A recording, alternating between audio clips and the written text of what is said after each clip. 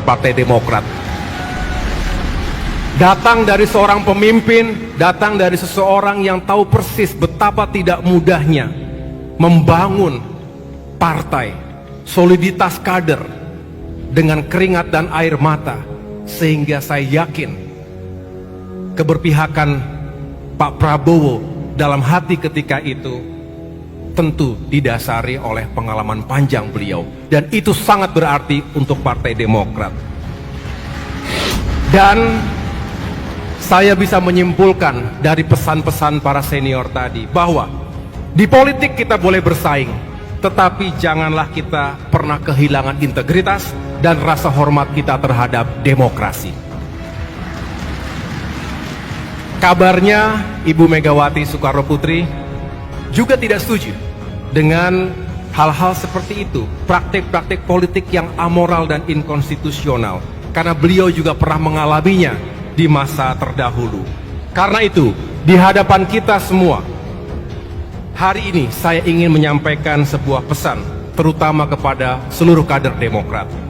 Politik bukanlah sekedar permainan angka.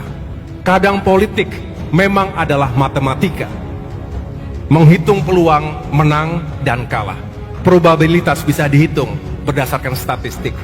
Tapi politik yang sejati adalah tentang keteguhan menjaga idealisme dan seni perjuangan.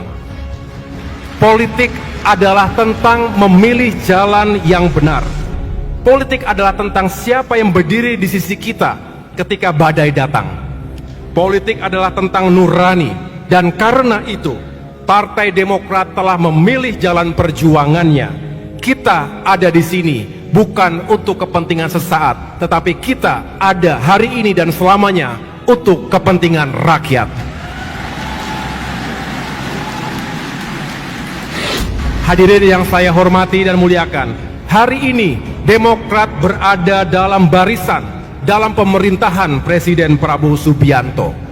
Kita telah mengambil keputusan strategis bukan hanya demi partai, tapi demi rakyat dan bangsa.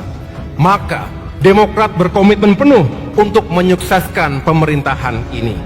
Kita mendukung asta-cita Presiden Prabowo dalam membangun kedaulatan pangan, energi, dan air. Kita akan memastikan bahwa program infrastruktur yang digagas akan berdampak langsung dan nyata bagi kesejahteraan rakyat. Tapi lebih dari itu, kita juga ingin memastikan bahwa pembangunan ini berbasis keadilan. Jalan-jalan yang dibangun, bendungan yang dibuat, industri yang dikembangkan, semuanya harus kembali kepada rakyat. Infrastruktur harus terintegrasi, membuka akses ekonomi, pendidikan, dan layanan kesehatan bagi semua rakyat. Infrastructure for all, untuk semua, untuk kebaikan masyarakat Indonesia. Karena infrastruktur bukan hanya tentang baja, beton, atau aspal. Infrastruktur adalah tentang masa depan anak cucu kita. Ini yang sering ditegaskan oleh Bapak Presiden Prabowo Subianto. Jalan yang kita bangun hari ini akan menentukan perjalanan hidup dan nasib masyarakat kita di masa depan.